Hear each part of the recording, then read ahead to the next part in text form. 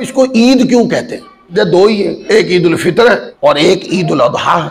अच्छा पहले मसला सुन ले, हमारे नजदीक तो ईद शरई है। ईद शरई, ईद शरई का माना ये होता है वो ईदें जिनके अहकाम बयान किए गए हैं।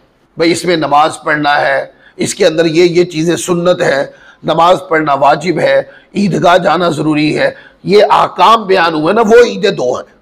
इनको ईद शरई कहते हैं। लेकिन क्या इस्लाम के अंदर सिर्फ ईद शरई का तस्वुर है, ईद फरहत का तस्वुर नहीं है, ईद लुग़वी का तस्वुर नहीं है? इसे ईद के माना के ऊपर गौर करें। लफ्ज़ ईद, ईद उस दिन को कहते हैं जो साल बाद पलट के आए। ईद उल फित्र को ईद पता क्यों कहते हैं?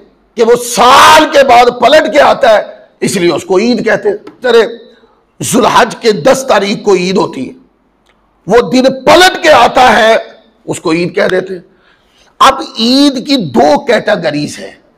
एक कैटेगरी है ईद शरई की, कि जिसके आकाम अल्लाह और रसूल ने बयान फरमा दिए, तो वो सुन्नत और उसके बाद उमूर वाजिब के दर्जे में चले गए। ये बात समझ आ रही है आपको? अच्छा, एक होती है ईद फरहत, ईद लुग़वी, कि आपको कोई खुशी मिली हो और साल के बाद आप उस खुशी को सेलिब्रेट करते हो, इसको ईद फरहत कहते हैं। अब हम मिलादुन नबी का जो ईद का तस्वुर है, इसके ऊपर गौर करें तो हमारा मानना यह है कि मिलाद मुस्तफ़ा नेमत के मिलने का दिन है। कायनात में सिर्फ नेमत नहीं, नेमत उज़्मा, हुजूर की ज़ात नेमत उज़्मा है। हम कहते हैं ये नेमत हमें मिली है, तो हम इसको बतौर ईद फरहत, ईद शादमानी, खुशी का मौका जानकर बतौर ईद इसको हम सेलिब्रेट करते हैं। कोई पूछे कि आप इस ईद को वाजिब मानते, यानी कोई न मनाए तो गुनहगार मानते हैं उनको, ऐसा तो कोई तस्वुर नहीं। हां, खुशी के तौर पे मनाते साल के बाद पलट कर। अब कुरान से पूछते हैं, ये जो तस्वुर मैंने दिया कि आपको किसी दिन कोई खुशी, अल्लाह से कोई खुशी मिली हो, कोई नेमत मिली हो, ठीक है, अल्लाह ताला की उस नेमत को सेलिब्रेट करते हुए उस दिन को बतौर ईद मनाना, बतौर ईद फरहत, ईद शादमानी और ईद लुग़वी के तौर पे उसको मनाना, क्या ये तस्वुर कुरान का है? तो मैं आपसे कहूंगा ये तस्वुर कुरान का है।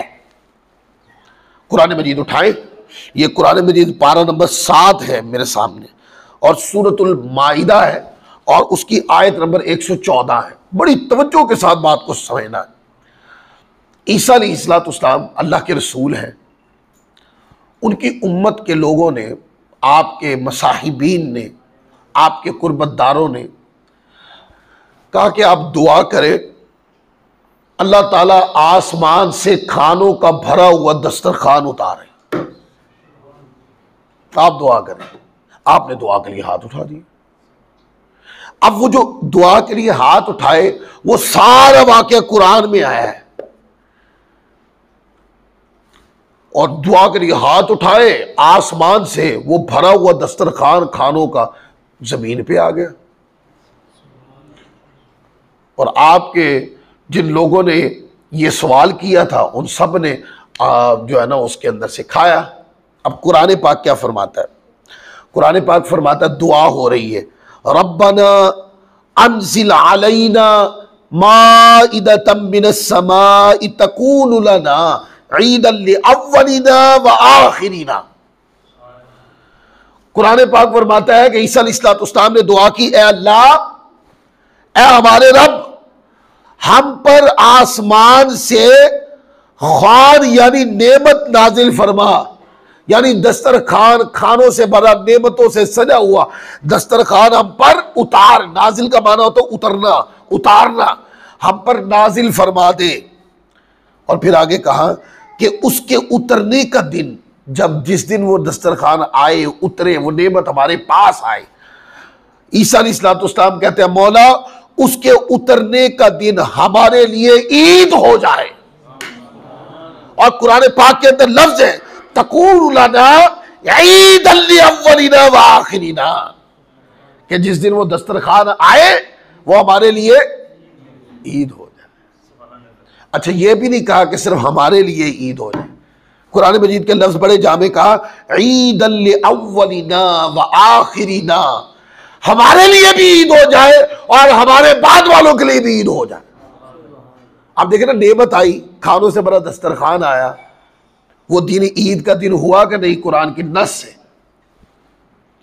वो दिन ईद का दिन हुआ। तो मुझे बताएं, खानों की नेमत आए तो वो दिन ईद हो जाए। तो जिस दिन नेमत उज़्मा ज़ात मुस्तफ़ा आए, जिसके वजह से कायनात में चहल पहल है, जो वजह तख्लीक कायनात है, जिनकी वजह से हमारी जिंदगी है, जिनकी शफाअत से हमारी मगफिरत है, जिस दिन वो ज़ात दुनिया में तशरीफ लाई होगी, उस दिन को ईद क्यों नहीं कह सकते? अगर खाने के दस्तरखान के उतरने को बतौर ईद सेलिब्रेट किया जा सकता है, तो मुस्तफ़ा की तशरीफ आवरी और आका की विलादत को भी बतौर ईद सेलिब्रेट किया जाना चाहिए। अब ये कुरान से पढ़ी है हमने, और अगर कोई बंदा कहे कि इसका ये माना, आप उन्हें कहें नहीं, हम ईद कह रहे हैं, उसकी दलील कुरान से पढ़ रहे हैं। अब आप मना की दलील कुरान से लाकर दिखाएं। भाई, जैसे हमने कुरान से पढ़ दिया कि जिस दिन नेमत आए उस दिन बतौर ईद सेलिब्रेट किया जा सकता है, उस वक्त भी और बाद में भी किया जा सकता है। अब मना करने वालों को कुरान मजीद से कोई आयत पढ़नी है कि जिस दिन नेमत आए उस दिन ईद नहीं मना सकते। अगर आयत पेश कर दे आपका मुद्दा हल हो जाएगा, और अगर आयत पेश न कर सके तो फिर उसे कहे भाई आप खामोश हो जाए, आप कोई इल्मी आदमी नहीं है, आप सिर्फ एक फसाद करने वाले बंदे, आप अपने आप को खामोश रखें।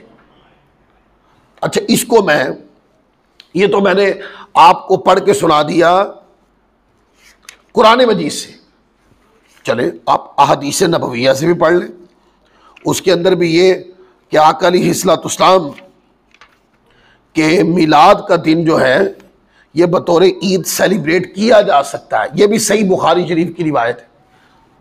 सही बुखारी किताबुल ईमान हदीस नंबर 45, फिर सही बुखारी किताबुल मगाजी हज्जतुल वदा का खुतबा जो है उसके तहत 4145।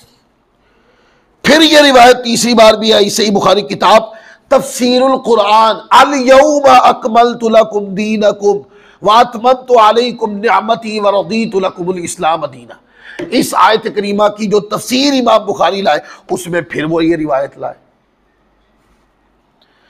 फिर सही बुखारी के चौथी बार भी ये रिवायत आई, किताब अल एहतसाम, किताबुल एहतसाम बिल किताब व सुन्ना हदीस नंबर 6840 के ऊपर। ये रिवायत बुखारी शरीफ में 4 मुकाम पे आई है। कितने मुकाम पे आई है? 4 मुकाम पे आई है। फिर मुस्लिम शरीफ किताब तफसीर के अंदर भी सूरत माइदा की यही आयत करीमा अल यौमा अकमलतु लकुम दीनकुम, इसके तहत ये आई। फिर तिरमिज़ी के अंदर किताब अबवाब तफसीरुल कुरान के अंदर वहाँ भी जाकर सूरत माइदा की यही आयत करीमा निकाले। तिरमिज़ी तफसीरुल कुरान के अंदर वहाँ पर भी ये रिवायत मौजूद है। फिर ये नसाई में भी आई, यानी सियासित्ता में ये रिवायत कई जगह आई है। यानी यार दोस्त यूं नहीं कह सकते असी तो सारी किताबें खंगालिए सारों तो लभी ही नहीं होती है ना बीमारी होती है। एक वर्क ऐसे ऐसे पढ़ा जी मैंने, एक वर्क ऐसे ऐसे पढ़ा, मुझे तो कुछ नजर ही नहीं आया। आपने क्या आप चश्मा भूल गए थे, बगैर चश्मे के पढ़ रहे थे आप गौर किया करें, चश्मे के साथ पढ़ा करें आप।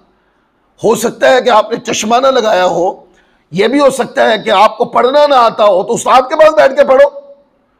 और अगर उस्ताद भी ना हो तो चश्मा भी ना हो तो फिर सानू उस्ताद बना लो, 80 बिठा के पढ़ा देंगे। अल्हम्दुलिल्लाह 20 साल हो गए मुझे पढ़ाते हुए, तो आप जैसे कई और भी होंगे उनको भी पढ़ा देंगे। अब हदीस सुने बड़ी तवज्जो के साथ। हजरत फारूक आज़म रज़ियल्लाहु ताला अन्हु के से ये रिवायत है। एक यहूदी ने ना उनसे एक सवाल पूछा, क्या अमीरुल मोमिनीन आप अपनी किताब में ऐसी आयत पढ़ते हैं कि अगर वो आयत हम गिरोह यहूद पर उतरती तो हम उसके नुज़ूल का दिन ईद बना लेते। फारूक आज़म रज़ी अल्लाह ताला ने ये नहीं फरमाया कि तुम जो भी कह रहे हो ईद तो सिर्फ दो ही है, इसके अलावा कोई ईद ही नहीं है, समझ लगे ईद फरद करो तसव्वुर ही कोई नहीं है। आपने ये कुछ नहीं बात की। आपने उस यहूदी से फरमाया कौन सी आयत?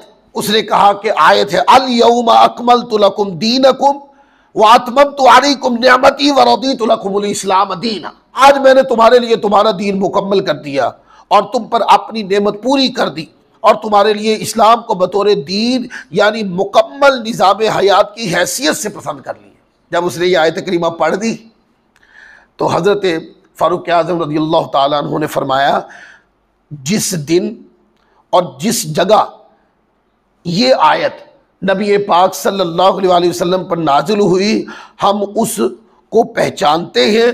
आप सल्लल्लाहु अलैहि वसल्लम उस वक्त जुमा के दिन अराफात के मुकाम पे खड़े थे। फरमाया कि हम जानते हैं कि ये आयत कब नाजिल हुई, ये जुमे का दिन था और अराफात का यानी हुजूर हज का एहराम बांधकर हुजूर अराफात के मैदान में खड़े थे जब ये आयत करीमा नाजिल हुई। अच्छा, ये हदीस पाक को एक और किताब से पढ़ता हूँ ताकि इसको ज़रा वजाहत के साथ बयान हो जाए। अच्छा, उस यहूदी ने ना ये कहा ना कि ये आयत करीमा अल यौमा अकमलतु लकुम दीनकुम व अतममतु अलैकुम निअमती व रदीतु लकुमुल इस्लाम दीना, ये इमाम तबरानी ने अल मौजमुल औसत के अंदर ये अल्फाज रिवायत किए हैं कि जब उसने ये कहा ना कि आपके कुरान में एक आयत करीमा है, अगर वो हमारे ऊपर नाजिल होती तो हम उस दिन को ईद के तौर पे मनाते।